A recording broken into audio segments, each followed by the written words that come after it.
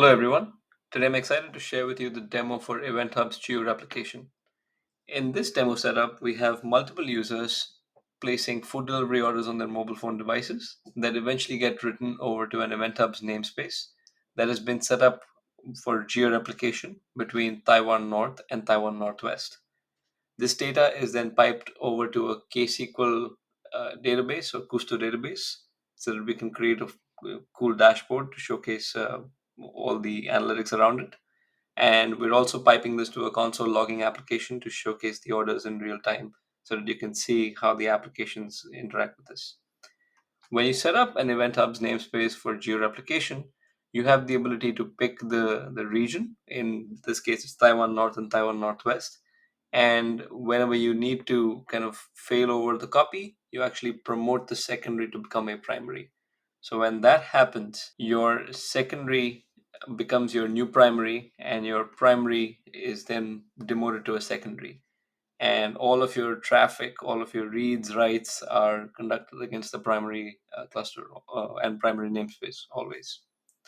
So let's jump into it and look at the actual applications that are sending and receiving data, and let's look at the logs over there.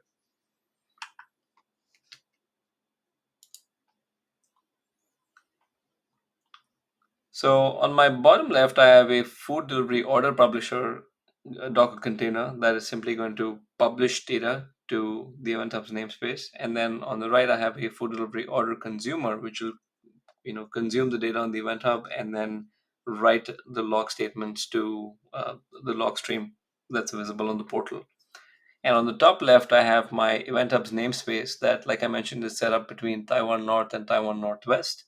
And that's the one that we're going to promote to make the Taiwan Northwest region as the primary and Taiwan North as the secondary. And on the right, I have the data that's being sent out to a Kusto database. So it's interesting to see how the metrics line up, and the fact that nothing has to be reconfigured or updated to actually um, deal with the promotion of the secondary to the primary.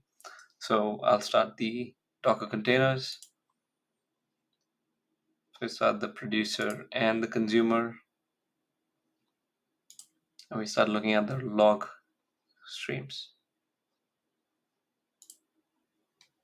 So the producer started publishing and the consumer has started consuming. So if you actually look at the data, you'll see that they're pretty much in lockstep. The write and read speeds are kind of in lockstep as well. We can also see that on the Kusto database, we can see events that have started to trickle in, and that's kind of expected because they're tapped into the event hub and can see all the data that's coming in, and that's going to be pushed onto the database. So without further ado, let's click on the promote button. So this is the promote button, which when I click, it gives me an option of a planned promotion or a forced promotion. Now, in the event of a planned promotion, it'll allow all the data that's in flight to be replicated and then safely trigger the promotion. But I can also force it if I'm not comfortable with, uh, waiting for the planned promotion.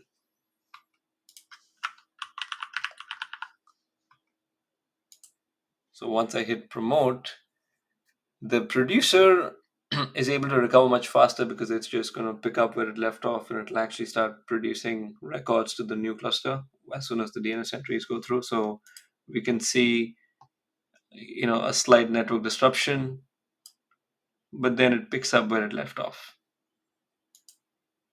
So with a couple of warnings, and the senders then start sending the data again. So sent record, that's 205. So that's 205th record in this batch that's being sent out. And then it just continues as expected. The consumer has been disconnected and is trying to reconnect based on its retry policy. So that's something that it's going to wait for. And as soon as that is done, we will see the message is going to pop up again. So just for ease of viewing, I'll just clear these logs and we can see how it shapes up.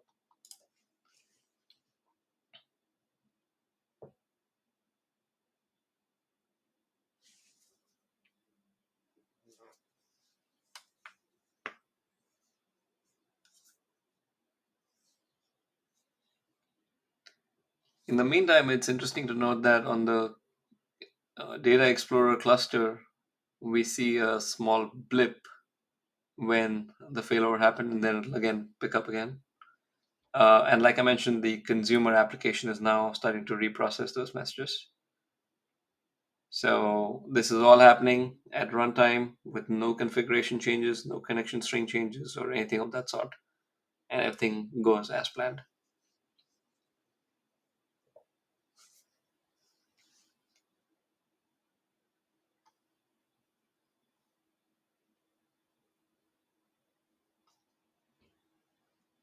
Now, as promised, I want to show a cool dashboard that is built on top of the Gusto or Azure Data Explorer cluster that we were piping off the events to.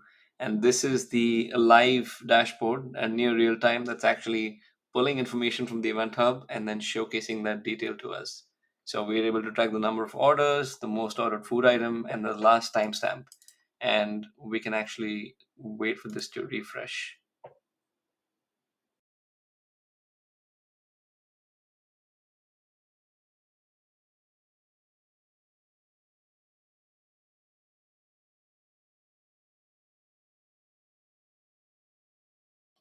And there we have it. We saw the dashboard refresh as well. So that's the demo. Hope you like it.